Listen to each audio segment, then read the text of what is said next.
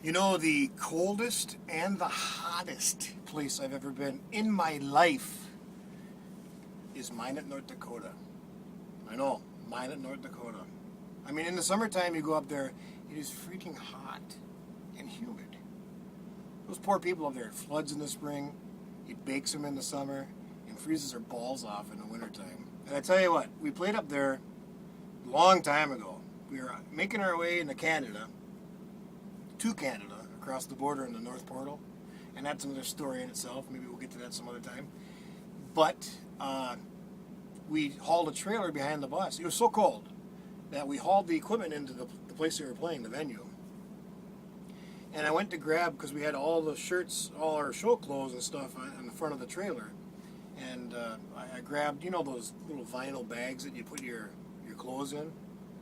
Well, anyways, I just grabbed the bag by where the hanger is. I grabbed it like that real quick and I yanked it off, and the bag shattered in my hand. The garment thing, the plastic.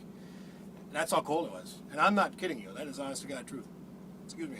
And anyways, we did the show. Fantastic show. It was a good time. Those people might not know the party. If you're from Minot, North Dakota, and I end up dying of liver cirrhosis of the liver, I'm coming after you after I die. I'm going to haunt you in Minot. Because, my God, they can party up there. Anyways, we get done with the show.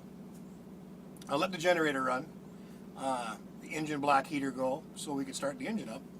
And we were headed to a hotel.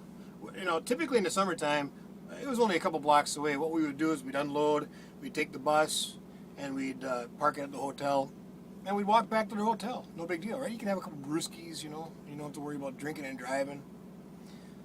But it was so freaking cold that there's no way nobody's going to be walking a half a block. Literally, from the venue back door, the backstage door to the bus was probably maybe 20 yards. And it felt like we were going to freaking die. I mean, I'm a thick-skinned son of a bitch, and I tell you what, it was freaking cold. Anyways, we got the bus started, and it was idling for a while, let the thing go, and so we got the bus all loaded up. We'd load a speaker, and then we'd go back in, we'd warm up, and we'd load a speaker, and we'd go back in. So it took about an hour and a half to unload the stage and load the bus up. But I jumped in the driver's seat, and we're just going 2 blocks, right? And I mean, I hate to say this, but a lot of times when I don't know if you know Motongator Joe good enough, but when I play guitar and sing some music with the boys in the band, I like to have a couple brewskis, maybe a couple, 2, 3, 6 Jaeger Bombs. You know, I like those. But anyways, that being said, I had a little jag going on, but the thing is, the hotel is just a couple blocks away, right? I jumped in the driver's seat, which is the wrong thing to do. This is back before I learned a good lesson, and that's another story. But I jumped in the driver's seat. I just gingerly took off. I made sure that everything was kosher. Looked both ways. Wait for the stoplight. Stoplight turned green. Just taking a left out of the intersection. The bus is 40 feet long. The trailer had to be 16, 18 feet on the back of that. So you got 48, almost 50 feet. It's like a semi length. And so I slowly turned, and all of a sudden the bus just loses power. It just keeps idling, but it just won't go. And the light turns red and green and red and green, and there's traffic backing up everywhere. What are we going to do? I didn't know what to do. Well, all of a sudden the cops show up to direct traffic. So there's about 2 or 3 squad cars. And the cop comes up to the door, and I wave him over to the window because I don't want to breathe on the son of a bitch. So I open the little window, and I say, "Hey, how's it going there?" He said, "Yeah." I said, "I think the bus is gelled up, I think."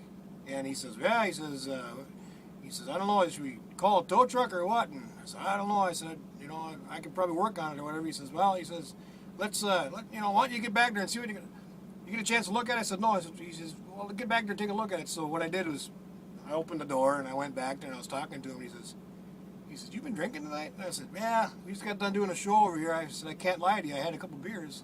And he says, "Yeah, a couple, eh?" And he's laughing to his buddies there.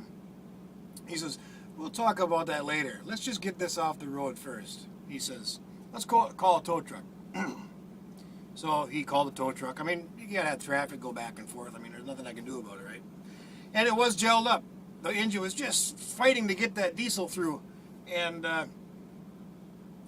you know how things just happen that are meant for a reason? Sometimes it's like, how did that happen? Well, what happened was I got into the driver's seat and I was getting out my registration and whatnot. And all of a sudden the cop gets a call and he looks at his mic and he, I didn't know what happened, but all of a sudden there was something that was happening on somewhere in Minot, probably on East Burdick in Minot, because that's where all the stuff happens. Just kidding.